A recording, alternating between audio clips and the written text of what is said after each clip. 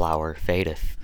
Life passes with us all, a day at a time, so it passed with our friend Tom, till 2 years ago we're gone. Though parted from all his soul held dear, and though often yearning for what lay beyond, still was he never positively and consciously miserable, for so well in the heart of human feeling stung, that nothing but a crash that breaks every string can wholly mar its harmony, and on looking back to seasons which in review appear to us as those of deprivation and trial, we can remember that each hour as it glided brought its diversions and alleviations, so that though not happy wholly, we were not either wholly miserable. Tom read in the only literary cabinet of one who had learned in whatsoever state he was therewith to be content. It seemed to him good and reasonable doctrine, and accorded well with the settled and thoughtful habit which he had acquired from the reading of that same book. His letter homeward, as he related in the last chapter, was in due time answered by Master George in a good round schoolboy hand, that Tom said might be read most across the room. It contained various refreshing items of home intelligence, with which our reader is fully acquainted, stated how Aunt Chloe had been hired out of a confectioner in Louisville, where her skill in the pastry line was gaining wonderful sums of money. All of which Tom was informed was to be laid up to go to make up the sum of his redemption money. Mose and Pete were thriving, and the baby was trotting all about the house under the care of Sally and the family generally. Tom's cabin was shut up for the present, but George expatiated brilliantly on ornaments and additions to be made to it where Tom came back. The rest of this letter gave a list of George's school studies, each one headed by a flourishing capital, and also told the names of 4 new colts that appeared on the premise since Tom left, and stated in the same connection that father and mother were well. The style of the letter was decidedly concise and terse, but Tom thought it was most wonderful specimen of composition that had appeared in modern times. He was never tired of looking at it, and even held a council with Ava on the expediency of getting it framed, to hang up in his room. Nothing but the difficulty of arranging it so that both sides of the page would show at once stood in the way of this undertaking. The friendship between Tom and Ava had grown with the child's growth. It would be hard to say what place she held in the soft, impressible heart of her faithful attendant. He loved her as something frail and earthly, yet almost worshipped her as something heavenly and divine. He gazed on her as the Italian sailor gazes on his image of a child Jesus, with a mixture of reverence and tenderness, and to humor her graceful fancies, he met those thousand simple wants which invest childhood like a many-colored rainbow was Tom's chief delight. On the flower stalls for rare bouquets for her, and the choicest peach or orange was slipped into his pocket to give her when he came back, and the sight that pleased him most was her sunny head looking out the gate of his distant approach, and her childish question, "Well, Uncle Tom, what have you got for me today?" Nor was Ava less zealous in any kind offices in return. Though a child, she was a beautiful reader, a fine musical ear, a quick poetic fancy, and an instinctive sympathy with what grand and noble made her such a reader of a Bible as Tom had never before heard.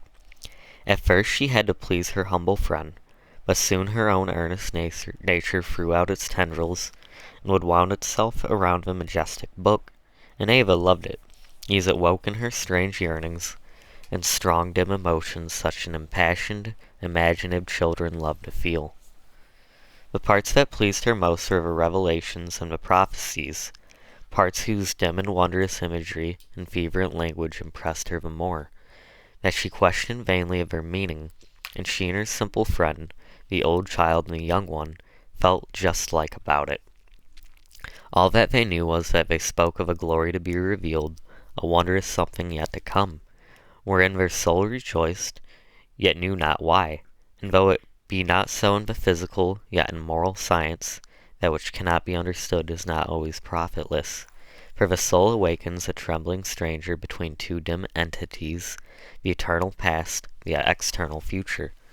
The light shines only on a small space around her, therefore she thinks must yearn towards the unknown, and the voices and shadowy movings which come to her from out like cloudy pillar of inspiration have each one echoes and answers in her own expecting nature. Its mystic imagery are so many talismans and gems inscribed with unknown hieroglyphics. She folds them in her bosom and expects to read them when she passes beyond the veil. Little Ava reading the Bible to Uncle Tom in the arbor. And this time in our story, the whole St. Clair establishment is for the time being removed to their villa on Lake Ponerick. The hearts of summer had driven all who were able to leave the sultry and unhealthy city to seek the shores of the lake and its cool sea breezes. St. Clair's villa was an East Indian cottage, surrounded by light verandas of bamboo work, and opening on all sides into gardens and pleasure grounds. The common sitting room opened to a large garden, fragrant with every picturesque plant and flower of the tropics, where winding paths ran down to the very shores of a lake whose silvery sheet of water lay there, rising and falling in the sunbeams, a picture never for an hour the same, yet every hour more beautiful. It is now one of those intensely golden sunsets which kindles the whole horizon into one blaze of glory, and makes the water another sky. The lake lay in rosier golden streaks, save where white-winged vessels glided hither and thither, like so many spirits, and little golden stars twinkled through the glow, and looked down at themselves as they trembled in the water. Tom and Ava were seated on a little mossy seat in an arbor at the foot of the garden. It was Sunday evening, and Ava's Bible lay open on her knee. She read, "And I saw a sea of glass mingled with fire." Tom said, Ava, suddenly stopping and pointing to the lake. "There it is." "What, Miss Ava?" "Don't you see there?" said the child, pointing to the glassy water, which as it rose and fell reflected the golden glow of the sky. "There's a sea of glass mingled with fire." "True enough, Miss Ava," said Tom, and Tom sang, "Oh, had I the wings of a morning, I'd fly away to Canaan's shore. Bright angels should convey me home to the New Jerusalem." "Where do you suppose New Jerusalem is, Uncle Tom?" said Ava. "Oh, up in the clouds, Miss Ava." "Then I think I see it," said Ava. "Look in those clouds. They look like great gates of pearl, and you can see beyond them, far off. It's all gold. Tom, sing about spirits bright." Tom sung the words of a well-known Methodist hymn. "I see a band of spirits bright that taste the glories there. They are all robed in spotless white, and conquering palms they bear." "Uncle Tom, I've seen them," said Ava. Tom had no doubt of it at all. It did not surprise him in the least. If Ava had told him that she had been to heaven, he would have thought it entirely probable. "They come to me sometimes in my sleep, those spirits," said Ava's eyes grew dreamy, and she humbled in a low voice. "They are all robed in spotless white, and conquering palms they bear." "Uncle Tom," said Ava, "I'm going there." "Where, Miss Ava?" The child rose and pointed her little hand to the sky. The glow of evening lit her golden hair and flushed cheek with a kind of unearthly radiance, and her eyes were bent earnestly on the skies. "I'm going there," she said, "to the spirits bright, Tom. I'm going before long."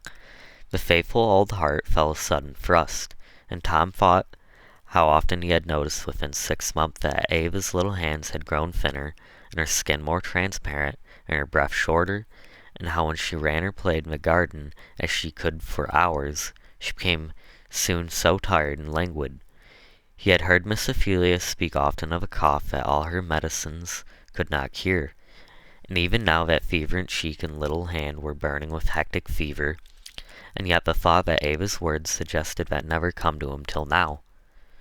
Has there ever been a child like Ava? Yes, there have been, but their names are always on gravestones, and their sweet smiles, their heavenly eyes, their singular words and ways are among the buried treasures of yearning hearts.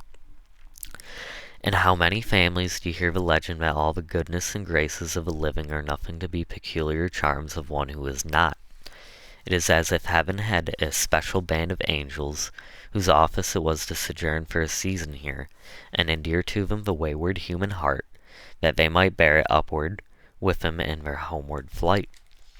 When you see that deep spiritual light in the eye, when the little soul reveals itself in words sweeter and wiser than the ordinary words of children, hope not to retain that child, for the seal of heaven is on it, and the light of immortality looks out from its eyes. Even so, beloved Ava, Fair star of thy dwelling, thou art passing away, but they that love thee dearest know it not. The colloquy between Tom and Ava was interrupted by a hasty call from Miss Ophelia. "Ava! Ava! Why, child? The dew is falling. You mustn't be out here." Ava and Tom hastened in. Miss Ophelia was old and skilled in the tactics of nursing. She was from New England, and knew well the first guideline footsteps of that soft, insidious disease which sweeps away so many of the fairest and loveliest, and before one fiber of life seems broken, seals them irrevocably for death. She had noted the slight dry cough and daily brightening cheek, nor could the luster of the eye and the airy buoyancy born of fever deceive her. She tried to communicate her fears to St. Clair, but he threw back her suggestions with a restless petulance, unlike his usual careless good humor. "Don't be croaking, cousin. I hate it," he would say. "Don't you see that the child is only growing? Children always lose strength when they grow fast. But she has that cough. Oh, nonsense, that cough. It is not nothing. She has taken a little cold, perhaps." Well, that was just the way Elijah Jane was taken, and Ellen and Maria Sanders. Oh, stop these hobgoblin nurse legends. You old hands got so wise that a child cannot cough or sneeze, but you see desperation and ruin at hand. Only take care of a child, keep her from the night air, and don't let her play too hard, and she'll do well enough. So St. Clair said that he grew nervous and restless. He watched Ava feverishly day by day, as might be told by the frequency with which he repeated over that the child was quite well, that there wasn't anything in that cough. It was only some little stomach affection such as children often had.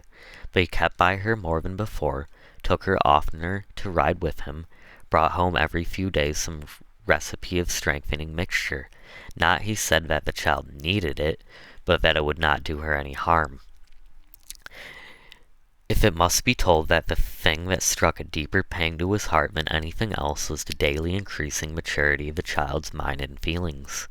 While still retaining all a child's fanciful graces, yet she often dropped unconsciously words of such a reach of thought, and strange unworldly wisdom, that they seemed to be an inspiration.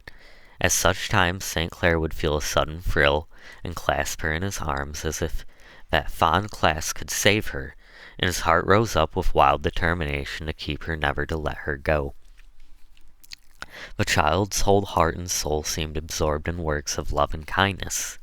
Impulsively generous she had always been, but there was a touching and womanly thoughtfulness about her now that everyone noticed. She still loved to play with Topsy and the various colored children, but she now seemed rather a spectator than an actor of her plays, and she would sit for half an hour at a time laughing at the odd tricks of Topsy, and then a shadow would seem to pass across her face, and her eyes grew misty, and her thoughts were afar. "Mamma," she said suddenly to her mother, "one day why don't we teach our servants to read?" "What a question, child. People never do." "Why don't they?" said Ava. "Because it is no use for them to read. It won't help them to work any better, and they are not made for anything else." "But they ought to read the Bible, Mamma, to learn God's will." "Oh, they can get that read to them all they need." "It seems to me, Mamma, the Bible is for everyone to read themselves. They need it a great many times, when there is nobody to read it." "Ava, you are an odd child," said her mother. "Miss Ophelia has taught Topsy to read," continued Ava. "Yes, and you see how much good it does. Topsy's the worst creature I ever saw." "Here, poor Mommy," said Ava. "She does love the Bible so much and wishes so she could read." "And what will she do when I can't read to her?" Marie was busy turning over the contents of a drawer as she answered.